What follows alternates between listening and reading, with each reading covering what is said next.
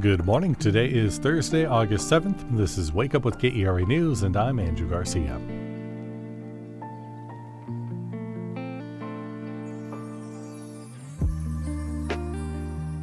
There's a heat advisory in effect for the area until around 8 this evening. There is a chance it could get extended as temperatures will be in the triple digits through Saturday. August is typically a tough month for restaurants, and that's why DFW Restaurant Week and its 125 participating eateries are trying to get people to go out this month. We'll have more about that after the news. The city of Garland is trying to make right an error they made when crews cleared a section of old-growth forest while working on a sewer line. The contractor and city staff were unaware of the preserve sanctuary status. KERA's Priscilla Rice reports the city is now working on a recovery plan for the Spring Creek Forest Preserve. Crews needed to access a sewer line that serves about 40,000 Garland residents and businesses. The city says a section of the roughly 125-year-old forest was cleared intentionally, but that it didn't communicate with the Forest Preservation Society or Dallas County before work began. David Parrish is the president of the Preservation Society for Spring Creek Forest. The main thing that happened, with us is that we were surprised to find them in there, basically building a road. He says the group is working with the city to develop a plan to restore and maintain the preserve while balancing infrastructure needs. For KERA News, I'm Priscilla Rice in Dallas.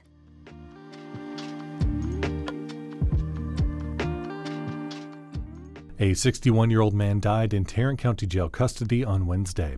As KERA's Miranda Suarez reports, this is the fourth death the sheriff's office has reported this year. The Tarrant County Medical Examiner's Office identified the man as Richard Gutkowski.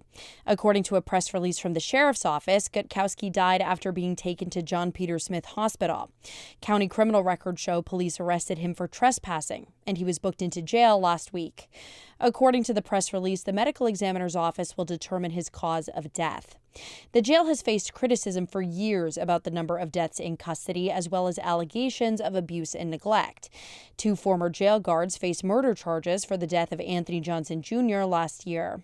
For KERA News, I'm Miranda Suarez in Fort Worth.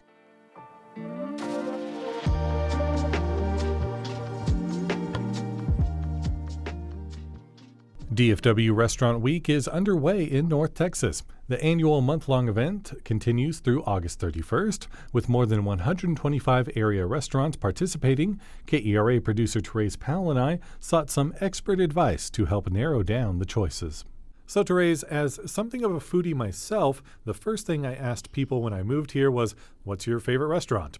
But after a year, my list of recommendations is running pretty thin, so this is perfect timing. Yeah, Andrew, I have to admit that I really didn't know anything about Restaurant Week. And that's probably because for the last 20 years, my dining experience has been limited to kid zones and places with chicken nuggets on the menu. Well, with me being new to the city and you being on somewhat of a dining desert island, should we say, we decided to talk to D Magazine's dining critic, Brian Reinhart, who has been writing about food in North Texas for 9 years.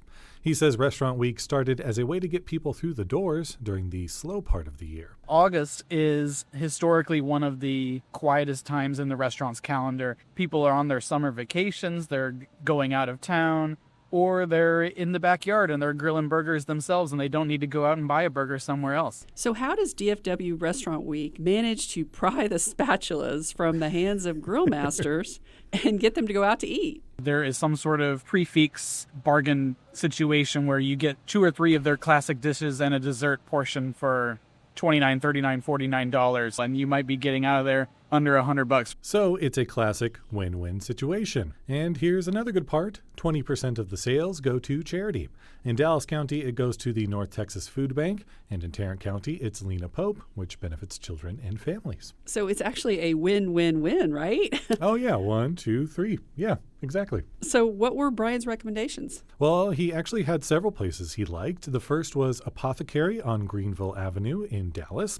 They're participating in Restaurant Week with a special special tasting menu, but the place is described as an avant-garde cocktail lounge, so you might want to indulge while you're there. This summer they've been doing a cocktails through the decades menu, first drinks from the 20s, then the 50s, 70s, 90s. In August it's going to be a highlight reel of all the best cocktails from every decade, so you can kind of time travel a little bit. I miss the 90s. Me too. Oh, come on. You weren't even alive in the 90s. I was alive during the 90s. I couldn't drink yet, but I was alive. Well, let me just say, I would love to go back to the 90s, even if it is just in alcohol form. So we've talked about drinks. Now, how about the food? There's a newer spot on the list, Nikki Greek Bistro, which is in the Park Cities and serves kind of a little upscale twists on Greek food. Brian describes the food as traditional Greek dishes, but plated in a way that maybe a Greek grandmother wouldn't quite recognize. For instance, course 1 of their Restaurant Week menu, the Greek salad. They don't just chop up tomatoes, cucumbers, feta cheese, and throw it all in a bowl. They've got kind of different elements plated in different ways. The cucumbers are sliced really thin and then curled up in a spiral and stood on end, so it's like a little cucumber tower. And then I believe the black olives are like dehydrated into like a little powder, so you've got some olive getting into every single bite. And lastly, Brian mentioned the mansion, which, Therese, even though you've been out of the restaurant scene for a while now, I'm sure you've heard of. Yeah, for me, the mansion has always been synonymous with fine dining here in Dallas. Brian pointed out that the mansion is doing a $29 lunch set, so if you've never been to the mansion, now's the time. Any other tips from Brian? Yes, make your reservations nice and early, and as long as you remember the caveat that maybe they're a lot busier than they usually would be, and maybe you need to give them a little bit of grace in terms of the speed of service and that kind of thing. But otherwise, it is a good way to go exploring. That story was produced by KERA's Therese Powell and myself. DFW Restaurant Week runs through August 31st. The Rangers lost their final game of 3 against the Yankees with a final score of 3-2. They sadly did not get that sweep, but hey, maybe next time.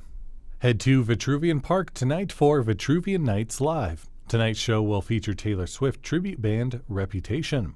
For more info and other fun things to do, check out the Go See DFW calendar at kera.org/calendar.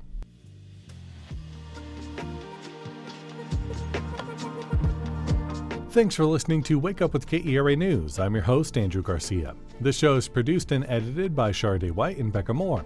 For more news in your inbox, visit kera.org/wakeup. That is where you can subscribe to the Wake Up with KERA News newsletter. You'll get a more in-depth look into the news with plenty of good morning vibes. Connect with us on Facebook, Instagram, and TikTok at KERATX. Have a great day. We'll see you tomorrow.